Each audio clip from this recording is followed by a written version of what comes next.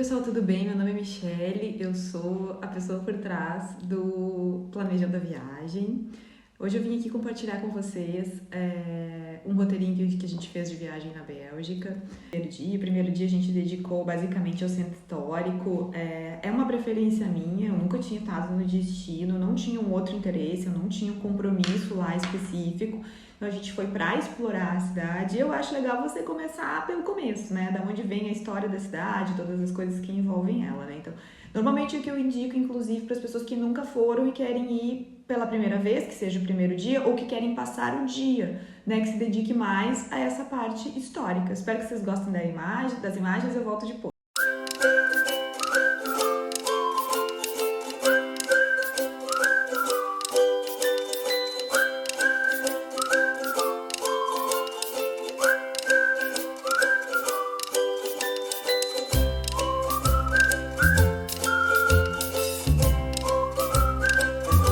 Finalmente vamos ao segundo dia do roteiro. O segundo dia de roteiro foi dedicado a umas atrações que estão afastadas da cidade, né? Elas ficam mais ao norte da cidade, acredito. Bom, se eu sei que o nosso hotel estava aqui, as atrações estavam aqui e o centro aqui, então foi um pouquinho complicado, foi mais ou menos 45 minutos, não foi complicado, foi longo o trajeto, uns 45 minutos, a gente teve que pegar um tram, depois um metrô, mas chegamos lá confortável, né? Você chega lá, você caminha um pouquinho e você tá na cara do gol, que é o Atomic, né? O Atomic é uma obra de arquitetura linda, né? Eu acho que é o tipo de atração, que a atração em si é o prédio, você olhar para ele, você visitar ele por dentro, né? É um passeio que é relativamente rápido, não fossem as filas. Fila para comprar o ingresso e fila para entrar, tá? Então eu recomendo muito que você compre o ticket com antecedência, porque senão você não fica esperando, e principalmente a espera, uma parte grande da fila ela é o aberto, na chuva e no vento.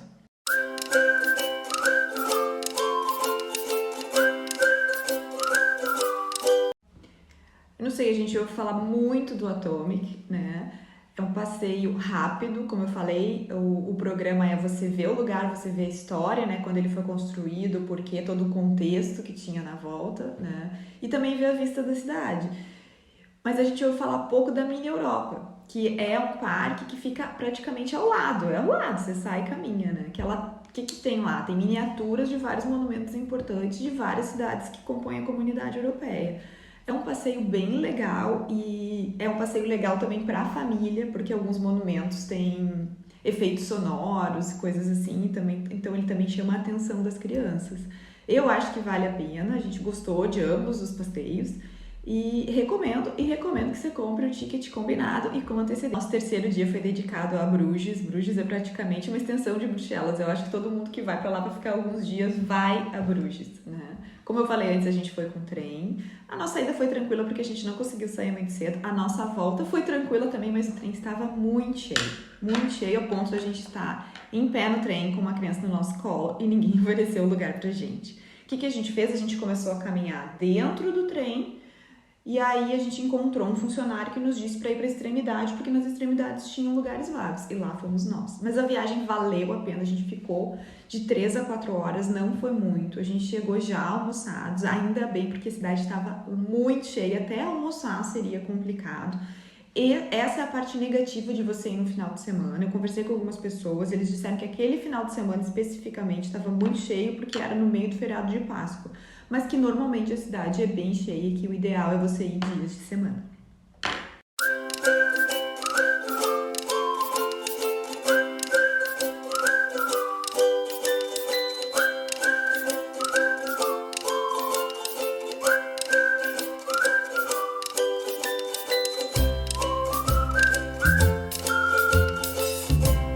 A gente foi de trem com um ticket que eles chamam de Passe Weekend. Você pode comprar ele é bem mais econômico do que ir durante a semana. Talvez esse também seja um dos motivos que explique a lotação no final de semana.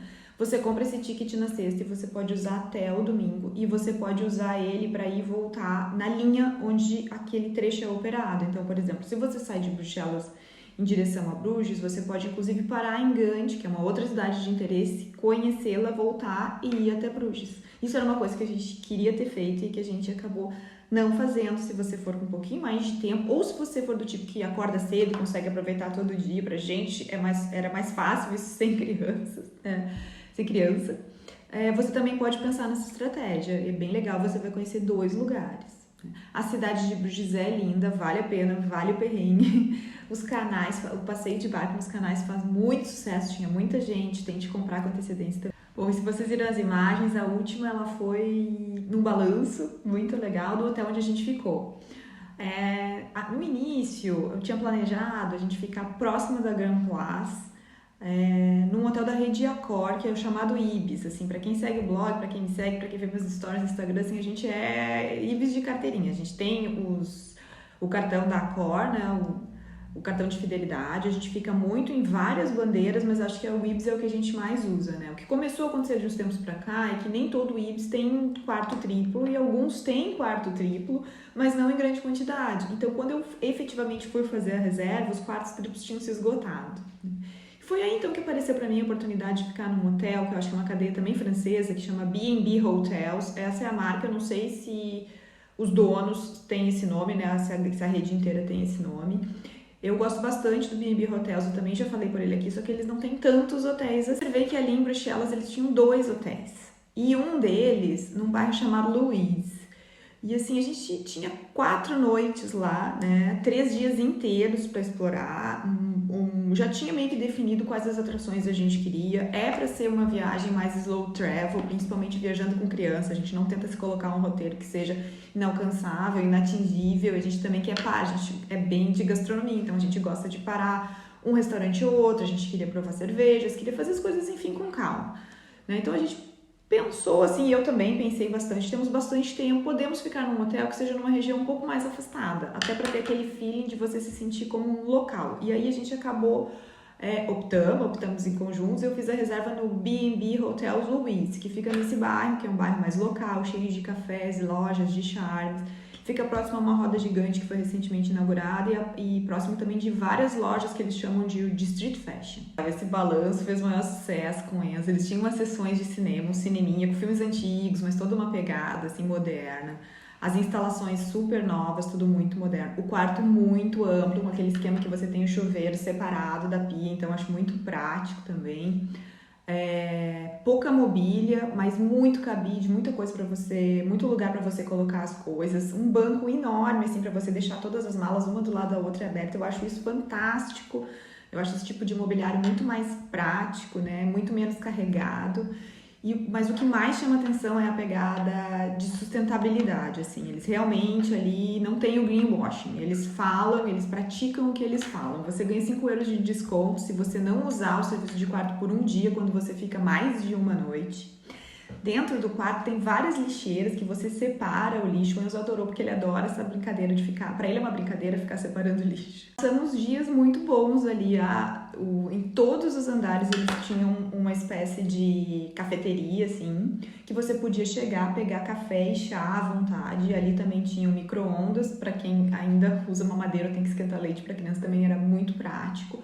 Ferro de passar roupa e um frigobar pequeno de uso compartilhado daquele andar.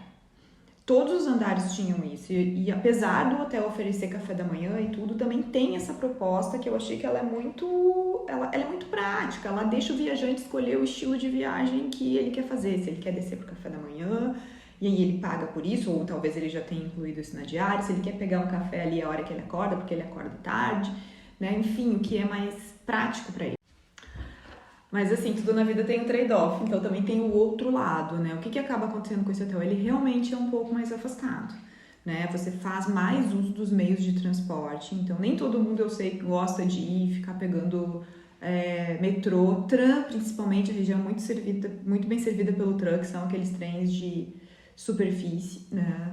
E aí você acaba, sim, tendo que fazer uso, né? Para ir para o centro, e a gente também fez uso de que fomos a Bruges, porque a gente chegou na Gare para pegar o trem para Bruges com isso, no dia que a gente chegou e saiu dos aeroportos para ir até a Gare. Se eu não me engano, eram mais ou menos umas 8 estações de tram da Gare até ali. E a Gare, ali em Bruxelas, ela concentra muito, ela concentra outros trams, concentra inclusive ônibus, embora a gente não tenha pego, e também concentra as saídas dos trens para vários lugares, né? Eu recomendo ficar ali se você tem no mínimo 2 dias. Eu vou deixar o link para o hotel aqui nos comentários, desculpa, nas notas.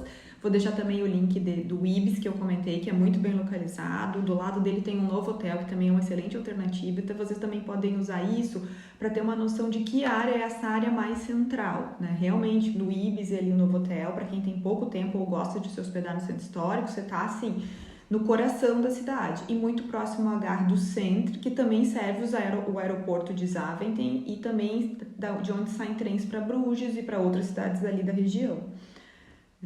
E aí, assim, como nos hospedamos num hotel mais afastado e precisamos usar o transporte público, a gente comprou uns tickets, que é como se fosse um conjunto de tickets. Hoje é um cartão que vem uma carga de 10 tickets ali para você usar. E você paga um valor pela passagem, um valor de 5 euros pelo cartão, se eu não me engano, pagamos quase 22 euros por esses 10 tickets, que daria 2,20, que é mais econômico do que você comprar avulso. Como que a gente chegou no lugar, né? A Bélgica é um país bem fácil de chegar, existem várias opções, você pode ir de trem, tem várias capitais e cidades importantes próximas, principalmente no norte da França, da Alemanha, dos próprios Países Baixos, no caso da Holanda, né? E até você pode chegar por um outro ponto da Bélgica, né? Além do trem, você também pode usar o ônibus, que hoje em dia é uma opção de economia muito barata para viajar pela Europa. A Flixbus é muito conhecida, eu vou deixar o link deles aqui. Mas assim, a gente saindo de Lisboa não tinha muita opção, a gente escolheu o avião como a única opção, né? E a gente voou os dois aeroportos. A gente voou o aeroporto que chama Charleroi, perdão pelo meu francês, que fica afastado da cidade, são quase 2 horas de ônibus para chegar em Bruxelas, né? Isso foi na ida. E na volta a gente voou ao aeroporto de Bruxelas Airport, que é o Zaventem, que é um aeroporto muito bom. Os voos foram bons. O aeroporto de Charleroi, a gente fez o seguinte, a gente foi um dia antes, nós dormimos lá e no outro dia a gente saiu de lá para ir para Dinamarca. Foi só depois que essa viagem da Dinamarca finalizou que a gente voltou também pelo aeroporto de Charleroi e aí fomos curtir a Bélgica, Bruxelas e Bruges especificamente. A nossa viagem de ida foi boa, embora tenha atrasado. A gente voou no meio do feriado da Páscoa aqui na Europa, então realmente estava muito movimentado, né? A gente chegou lá um pouco mais tarde do que esperado, então a gente não teve uma alternativa antes de ir para o hotel que não o táxi. O hotel era próximo, mas não tão próximo, e o táxi foi a bagatela de $15, para acho que andar nem 1 quilômetro, mas estava chovendo, estava tarde, estava frio, não tinha opção. A nossa saída foi um pouquinho conturbada porque o aeroporto ele é pequeno e tem muita gente, então ele estava muito movimentado. A dica lá é chegue. A nossa experiência já no outro aeroporto foi assim, foi muito fácil de chegar. Você acessa o aeroporto com o trem a partir das principais gares de Bruxelas, né, das principais estações ferroviárias. Você compra o ticket na hora, ele custa em torno de 10 euros e ele chega em torno de 10 a 15 minutos. O aeroporto é bem sinalizado, é amplo, tem uma área kids muito boa.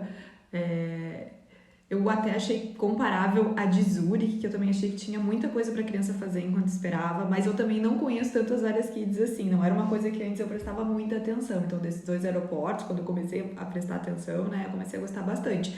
Por exemplo, comparado com o de Lisboa, eu acho bem melhores. Também tem bastante restaurante, opção gastronômica, um duty free muito bom para fazer aquelas últimas comprinhas, cervejas e chocolates, a gente acabou aproveitando.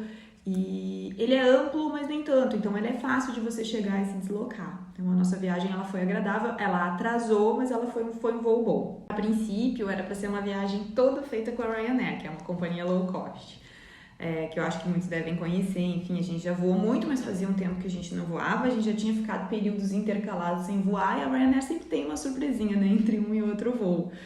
E dessa vez aconteceu uma coisa que nunca tinha acontecido. Depois que eu fiz a compra de todos os trechos, quer dizer, o trecho de ida para o aeroporto de Charleroi, o trecho de Charleroi até Billund, na Bélgica, a volta de Billund para o aeroporto de Charleroi e depois a volta de Bruxelas, do aeroporto de Bruxelas para Lisboa, essa última perninha da viagem foi cancelada pela Ryanair.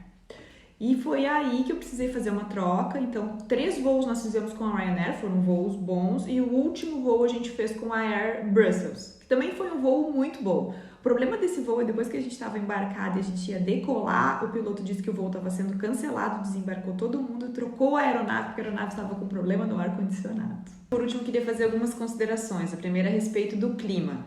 Chegamos num dia ensolarado, saímos com um dia com um pouquinho de sol, mas chegamos a pegar temperaturas máximas de 18 e mínimas de 7, quando na Dinamarca chegou a fazer 23 com sol, E em Lisboa já faziam 25. Então, assim, o clima lá, ele é mais frio. Se preparem para chuva, para vento, para dias nublados. Mesmo no verão, as máximas parece que giram, a média das máximas parece que giram em torno de 21. Dá uma olhadinha na previsão antes. Calçados impermeáveis, jaquetas impermeáveis e às vezes guarda-chuvas e sombrinhas ajudam bastante, tá? 3 dias foram suficientes? Pra gente, sim. Considere que a gente estava viajando com criança, que a gente é viajante slow travel, que eu ainda fiquei doente nessa viagem, eu acabei me comentando aqui nos vídeos. A gente conseguiu aproveitar. Se você é meio viajante slow travel como a gente, viaja com criança, talvez um dia a mais seja indicado, tá? A gente queria um pouquinho mais para beber mais, comer mais, né? Aliás, prove as comidas típicas. Bom, espero que vocês tenham gostado. Se gostaram do conteúdo, aquela velha, dá o joinha, segue, né? Tô tentando dar um boost aqui no canal do YouTube, mas sempre lembrando que tem um post todo escrito com todos os detalhes, inclusive valores e algumas outras observações lá no blog. Se quiser dar uma passadinha, eu vou deixar o link aqui também. Tem também um Instagram onde eu compartilho dicas de viagem como um todo e um pouco da minha vida no momento, que é uma vida que a gente está morando em Lisboa. Também tem um destaque dessa viagem com algumas outras imagens. Os conteúdos são parecidos, mas ao mesmo tempo são diferentes, né? Então, se você interessou, se você quer ver mais detalhes, segue aí a gente no Instagram também. E se por acaso eu esqueci de falar alguma coisa, porque realmente são muitas as impressões, deixa uma pergunta aqui nos comentários, eu vou adorar responder, ou me manda e-mail, ou comenta lá no blog, enfim. Sou multicanal. Aonde você achar melhor me conversar comigo, pode mandar mensagem.